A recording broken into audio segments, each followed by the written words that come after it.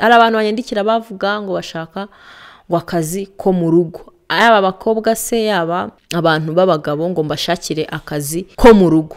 Ngiye ntago ndanga akazi, nukumva gusanga umuntu ngo ari mu mahanga ukagira ngo umuntu yageze, ukagira ngo umuntu yarakize. Guys, reka mbabwire, kuba umuntu ari mu mahanga ntukagire ngo yagize ibya mirenge yarakize. Hari ugusanga uti dutere ku madolari, dutere ku maki. Reka nkubwire, hano ikiza cyaho ku mihahire ni n'amata ya 20 urayabona y'amashiringi, amata ya 50 urayabona, inyama z'ijana urazigura.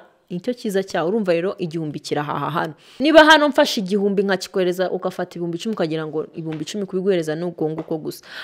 Hari byinshi umuntu aba yigomwe kugira ngo aguhe ibyo 10,000. Ko nayuye ndashonje. Umuntu uzakubwira ngo wino ngo muri Kenya ngo hari imibereho, ngo turakora, ngo bikagenda, ngo hari amafaranga, ngo bra bra bra, ngo hari ibi nibi, ngo rwose ngo uje wakora, ngo ukagira gute, ngo bra, ibintu nk'ibyo ngibyo, bigatuma ureka imirimo yawe wari ufite ukaza kurindagirira muri Kenya. Uwo muntu aragushuka.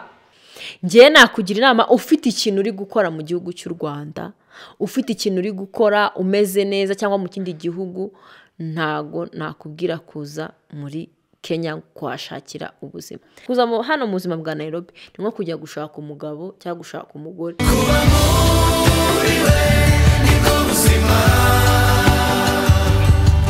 Kuba muri we niko buzima. Kuba muri we niko buzima. Ahanagura amarira y'umutima. Kuba muri we niko buzima. Yesu, huyu Yesu minamupenda. Hello guys, mbahaye ikaze kuri Hirwa ndi Clarisse nk'ibisanzwe. Amahoro y'Imana n'abane namwe ndabasuhuje, ndabaramukije ahantu hose muri hatandukanye. Nyagasani akomeze kubahira, akomeze guhira imirimo y'amaboko yanyu. Ngewe uri hano ni Clarisse Hirwa nk'ibisanzwe. Ndaje ngo tuganire. Ndi njyenyine nko muri kwibona, ariko ku buhanga bw'ibyuma hari Hirwa. Turamusuhuje. Hi babe. Ingora rero gukorana n'umutware biragora. Go hi baby, go hi love, go hi kandi mwari kumwe we. Nuko turamusuhuje nawe. Nyagasani akomeze kumuba imbere n'inyuma, impande n'impande. Umugisha w'Imana ukomeze kumwomaho ubu niteka ryose. Haleluya. So uyu munsi rero, uyu munsi ndaje ngo tuganire. Ikintu kintaye kuza ngo tuganire ni ukubera message nyinshi cyane zigenda zinyandikira. Zanyandikiye kuva kera, ariko ngo zanyandikiye message zaranyandikiye hoya nimero nyinshi zinyandikira, kenshi nimero zo mu Rwanda zinyandikira zimbwira ibi bikurikira. Zimbwira ibintu by'akazi, gushaka akazi bra bra bra muri Kenya, ibintu nk'ibyo. Ndaje mbinyuremo mbibutsa ko nimero ziba ku kiganiro ni nimero yego ushobora kwandika ugasuhuza, ariko igihe ufite ubuhamya bwo gutanga nibwo ugomba gukoresha iriya nimero twashyize ku kiganiro hasi, sibyo sheri? Ni nimero yo kugira ngo ni bayita gute se buri ni nimero yo kugira ngo tubashe kuganira mu gihe ukeneye wenda kudutera inkunga cyangwa se ukeneye kuza gutanga ikiganiro. Ni nimero ushobora kubarizaho, ariko ntago ari nimero ijya communicating aho n'ibindi bintu ngiye kuvuga bikurikira. So abantu benshi rero banyandikira bansaba akazi hano muri Kenya. ati wampaye akazi ko mu rugo. Hano muri Kenya abantu bagira abakozi bo mu rugo ni abantu bakeya, utuzi two mu rugo turatwikorera. Hano mu mahanga ntago biba byoroshye kuba wabona amafaranga yishyuye umukozi, urumva yishyuye umukozi, kuko amafaranga hano aba ari hejuru. Umukozi yishyurwa amafaranga menshi, so rero ntago upfa kubona amafaranga wishyuye umukozi. Ariko hari abafite abakozi rwose babakorera, ariko njyewe ntago ntanga akazi. Hari abantu banyandikira bavuga ngo bashaka ngo akazi ko mu rugo, yaba abakobwa se yaba abantu b'abagabo ngo mbashakire akazi ko mu rugo. Njye ntago ndanga akazi ko mu rugo pe. Nta n'abantu benshi nabanziranye nabo baba bagize bakenera umukozi, kandi nanone biragora kuba warangira umuntu ujya mu rugo rw'umuntu utazi. Uri kumva kuba wanyandikira ati ndangira akazi ko mu rugo, noneho byongeye ngiye kugira ngo nterure umuntu mugende nterure gutya ni sawa, ntago nongeye kugira ngo nterure umuntu ngo nuko ngo twamenyaniye, nterure umuntu ngo nuko twamenyaniye kuri social media ngo mujyane mu rugo rw'umuntu ntamuzi, ntagize gute, ejo bishobora kuvamo ibibazo bikambera ibindi.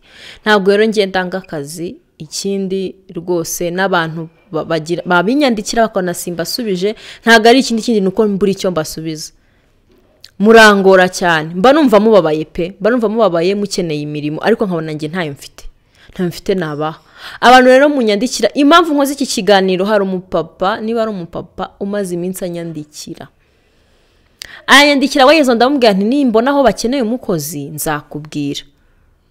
Ariko uyu munsi buri munsi ntago bwira atanyandikiye. Rero mpita mvuga nti kuba atari we wenyine hari abandi benshi, reka mberurire mbabwire uko muri Kenya hameze, uko muri Kenya tubayeho, uko ibintu nyine bikaze kuba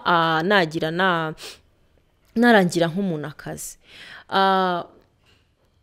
Muri Kenya abantu baho ni abakozi bikorera imirimo yose, noneho twebwe turi aba foreigners, nta mirimo ikomeye tugira imirimo yo gupagasa. Ubwo mvuze ni nk'iki, uzasanga bamwe bazunguza ibyayi mu muhanda, usange bamwe baracuruza utuntu tw'utubutike tworoheje. Amazu yo tubamo aba ari amazu matoya, ntago ari nk'ayo mu Rwanda, ntago wabona aho uraza umuntu pe. Aba ari amazu matoya, kugira ngo rero ubone umukozi. Ntago dukenera abazamu, nk'umupapa yandikiye avuga ko ngo wenda ngo n'akazi k'ubuzamu. Abazamu ntago tubakenera, ntago dukenera abazamu pe, kubera ko amazu tubamo ni amazu aba agerekeranyije, aba ari ahantu mu gipangu kimwe, kandi hari igihe nka nyir'inzu yishakira umusekirite ugomba kurinda icyo gipangu kiba kirimo amazu, kuko ni ama etage agerekeranye. Aba ari nka floor, hari n'izigira floor 10, sibyo sheri? Floor 10, noneho floor 10 harimo nk'amazu nka 50, sibyo? Ari nk'amazu nka 50 arimo. Rero urumva ko bari igitaje kimwe gifite igipangu cyacyo, hari igihe ashobora kugira gute kwishakira umukozi. Ntago tugira abo bakozi b'abazamu baturindira amazu. Si nko mu Rwanda ufite inzu na pariseri nini yo uparikamo imodoka, wangiza ugashaka umuzamu na kadogo wo ntago rwose hano ayo mafaranga ntiwanayabona yo kwishyura abandi bakobwa. Rero munyandikira muga ngo mbashakira akazi ko mu rugo, ukabahemba ngo ibihumbi 10, ibihumbi 100 by'amanyarwanda, ngo ibihumbi ngo cyangwa 150 by'amanyarwanda, ngo barababwiye ngo akazi ko mu rugo ngo hano ngo gahembwa ayo mafaranga. Reka nkubwire, simbizi ngewe, sindabona umuntu, nge simbizi, sindumva ahantu, uri kumva, sindumva ahantu bahemba umukozi ibihumbi 10 cyangwa se ibihumbi 100. Umukozi wo mu rugo ntago mpazi. So rero guys, nanone ikindi kintu nshaka kuvuga, umuntu uzakubwira ngo ikindi kintu nshaka kuvuga ni umuntu uzakubwira ngo aje ngo ngwino ngo muri Kenya ngo hari imibereho ngo turakora ngo bikagenda ngo hari amafaranga ngo bra bra bra ngo hari ibi n'ibi ngo rwose ngo uje wakora ngo ukagira gute ngo bra ibintu nk'ibyo ngibyo bigatuma ureka imirimo yawe wari ufite ukaza kurindagirira muri Kenya. Uwo muntu aragushuka cyane ngo reka akazi kawe kaguhemba niba ari ibihumbi bingahe nguze muri Kenya ngo hari ubuzima ngo hari imibereho ngo hari iki. Uwo muntu ukuri kw'Imana aragushuka. Kenya abanyakenya no bavuga ngo ni shambara mawe. Kenya ni igihugu kigoye kubamo, ni igihugu gikakaye, ni igihugu cy'amabuye, mbese ni igihugu ugeramo ukavuga ati se ibi ni iki. Ni igihugu mbese urebye nabi uraraha, ni igihugu utunengwa ukora nyine kandi ugakora n'amafaranga ntuyabone ntuyakire, rimwe bakakwambura abanyagihugu bikagenda gute na gute. Rero umuntu uzakurekesha akazi akakubwira ngo uze muri Kenya azaba agushutse n'ukuri kw'Imana, kuko hari abantu benshi banyandikira bambwira ati nakoraga ibi n'ibi ese mbireke inze muri Kenya ngo ko hari ubuzima ngo umuntu ashaka gukora ibyashara bikagenda. Ibyashara bya wapi utari umunyagihugu hano. Ushobora kubikora pe, barahari babikora bikanagenda bikanabahira, ariko sinzi ukuntu babikora. Niba ngewe byarananiye simbizi, ariko sinzi ukuntu babikora. Ariko abenshi tuhubona n'abenshi duhura batahageze kera cyane. Hari abantu bahageze kera cyane rwose bakize, bafite n'amazu, bameze neza pe, bameze neza, barahari. Ariko ntago ari abantu bose. Ntago nge nakugira inama yo kureka imikorere yawe, akazi kawe nguze muri Kenya guje gukora, keretse ari akazi wakoraga bagutransfeye bakakuzana wenda muri company iri hano muri Kenya, ibyo birumvikana. Ariko kureka akazi kawe ukaza gushakira ubuzima muri Kenya ni ibintu bigoranye, ni ibintu byagusubiza inyuma kurusha ibindi bintu byose bibaho. Noneho rero tugende mbabwire ikindi kintu kijya kibaho, niko abantu baba mu mahanga kenshi ntago bajya batubwiza ukuri. Ntago bajya batubwiza ukuri ngo atubwire ubuzima bwo mu mahanga ngo bumeze gute, batubwire ngo bimeze gute, bigenda bite. Nukumva gusanga umuntu ngo ari mu mahanga ukagira ngo umuntu yagezeho, ukagira ngo umuntu yarakize. Guys, reka mbabwire, kuba umuntu ari mu mahanga ntukagire ngo yagize ibya mirenge yarakize. Hari ugusanga uti dutere ku madolari, dutere ku make. Reka nkubwire, uyabona ajya mu byo agomba nyine nayo ahita ashira, kubera ko nka hano inzu zinaha zirahenda. Reka ntange nk'urugero kuko niho nzi inzu zinaha, nk'ubu inzu zinaha zirahenda. Inzu wakodesha ibihumbi 300 by'amanyarwanda, ubwo tuvuge 3000 by'amashiringi. Inzu wakodesha 300 by'amanyarwanda ni inzu nini nziza, ntekereza ko ari inzu nini nziza. Ariko hano inzu 30 by'amashiringi iba ari inzu y'ibyumba 2 guys, inzu y'ibyumba 2 300. Kandi nabyo uri muri plot, muri icyo giplot uturanye n'abantu. Ariko mu Rwanda umuntu aba ari mu nzu ya wenyine, ahantu ha wenyine, atuje, ameze neza, atekanye, nta bamusakuriza, afite imbuga abana bakiniramo, akishyura ayo mafaranga. Ariko hano 3000 wishyura akazu kangana gutya, umwana ntashobora gukina, kuko nta bwisanzure bagira bwo gukina, kuko bari ahantu hahanamye. One day nzakora nk'aka vlog mbereke ukuntu amazu aba ameze. So twagiye rero, niyo mpamvu mbabwira ngo umuntu uri hanze ntukagire ngo yagezeyo ngo byagenze gute. Hoya, ubuzima buba bugikomeje, bukimeze nka bwa bundi abashakisha kwa kundi nyine, akabona ibyo agaburira abana n'ibyo yishyura inzu, wenda agasaguraho duke two kwizigama. Ariko hari n'igihe byanga neza burundu bikanga. Reka mbabwire, nzabaha ubuhamya bw'ubuzima naciyemo hano muri kino gihugu. Nkimazemo imyaka 7, nzabaha ubuhamya bw'imva, ngiye kukimaramo imyaka 7, nzabaha ubuhamya bw'ubuzima nanyuzemo hano. muri kino gihugu ubuzima bugoye hahandi ubura n'ijana ryo kugura imboga biba kubera ko amafaranga nyine nayo kwita wishyura inzu ukahita wishyura bills zindi zose ishuri ry'umwana ryo ni hatari bikaba birarangiye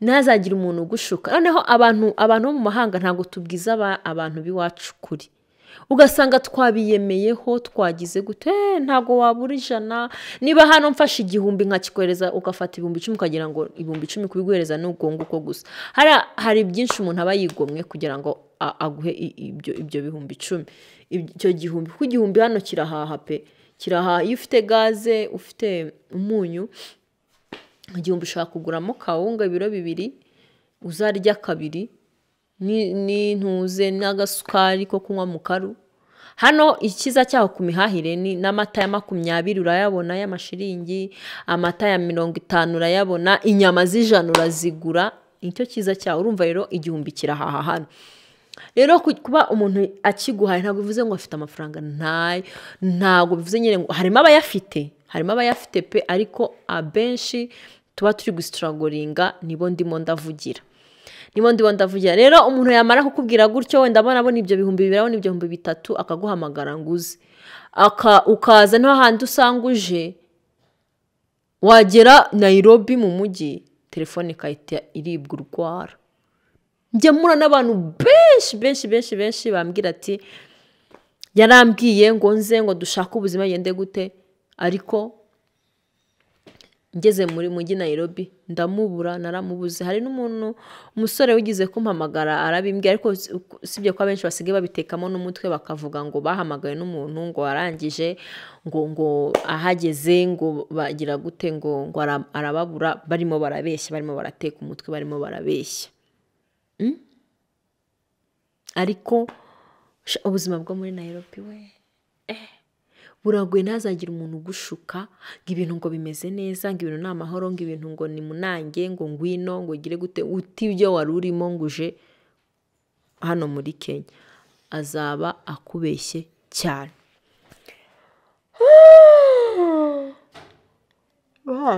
ko nayuye ndashonje azaba akubeshye cyane ndetse na cyane ntuzigere ureka akazi kawe nguje gushaka gupagasa muri Kenya kandi ikindi niba udafite umuntu wizeye wo mu muryango cyangwa inshuti magara nayo kushaka kuguhinduka ikubwiza ukuri ku buzima bwa Nairobi ngo ubuze mubuzi ni nko kuza hano mu buzima bwa Nairobi ni nko kujya gushaka umugabo cyangwa gushaka umugore ugomba kujya gushaka umugabo umuzi neza uzi ngo n'uyu bimeze gutya bimeze uko na Nairobi rero nujya kuyizamo ntuzaze ngo ugire ngo umuntu ngo azagucumbikira tuba mu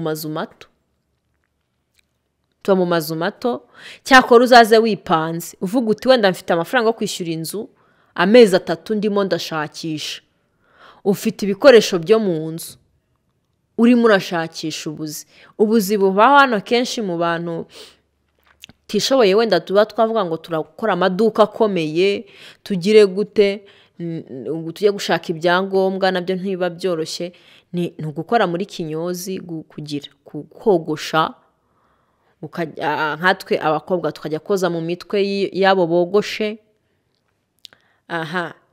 akandi kazi gukora inzara kuzunguza ibyo byayi n'amandazi no kugira utuduka turi aho ngaho dutoya nyine two kwifashisha dutope cyakora harimo n'abantu bafite amaduka bacuruza ibintu byo mu Rwanda nk'ubugari bw'imyumbati amasositomate nyine babikura mu Rwanda abo nabo barahari ariko si baba ari benshi ntabwo baba ari benshi baba ari bakeya nabo baba bafite ibyo nabo bagurirwa natwe nyine natwe tuba dukeneye ibintu by'iwacu urumva rero ntabwo bipfa koroha ariko nuza kugerageza gushaka ubuzima nk'uko abandi baza kubushaka ahangaha muri Kenya ntuzigere witwaza umuntu ngo uvuge uti ndagiye nsanze runaka ngo biri bigenda gusa birahita bigenda cyangwa ngo ugire ngo nuza nyine birahita biba nka kumwe bakubwiye bafite bigenda neza ngiye nakugira inama ufite ikintu uri gukora mu gihugu cy'u Rwanda ufite ikintu uri gukora umeze neza cyangwa mu kindi gihugu ntago nakubwira kuza muri Kenya kuhashakira ubuzima. Cyakora udafite ikintu cyo gukora ukaba wumva waza kuhashakira ubuzima, uze wipanze wavuganye n'umuntu yakubwije ukora kubwira ati inzu zikodeshwa aya mafaranga, uze witwaje nk'amezi 3 cyangwa 4 y'inzu, numara kwitwaza amezi 4 y'inzu ufite n'ibikoresho byose byo mu nzu n'amafaranga yo ku ruhande yo kurya, ubundi uze ubanze wiga igihugu neza, ukire nanyije utangire ushakishe ukamirike ushakishe, bishobora gushoboka. Ariko kuza uvuga ngo uraje kukanya ngo pafu uraje wise gufite ahantu uri buruhukire, umva aho ngaho wapi bisaba nyine ngo sinzi ukuntu yababwira, si ukubaca intege cyangwa kubangisha Kenya. Hari abo bihira hari nabo bidahira, ariko ntuzigere ushaka kuza kugerageza uretse ibyo wakoraga ngo uze kugerageza, cyangwa ngo hari umuntu wiringiye hano biri bugende gutya na gutya. Nakubwiye ngo niba ari umuvandimwe, niba ari umuntu muri famiye ushobora kwiringira, aho itsoke ushobora kuza ibintu bikagenda neza. Ariko nkanjye tuba tutaziranye utanzi ngo uranyandikiye ngo nkurangira akazi, ntago nakabona pe. Ngiye mukayana rwose reka sinzakubeshye, ninakubwira ngo ninkabona ngo nimbona umuntu umushaka ngo nzakubwira, ntago bishoboka. Hano hari abantu baba bafite abakozi, akora nibagiye kukavuga. Hano hari abantu bafite abakozi bo mu rugo, sinzi hano baba barabakuye barabategeye, bameze nk'abari bari mwishyira hamwe.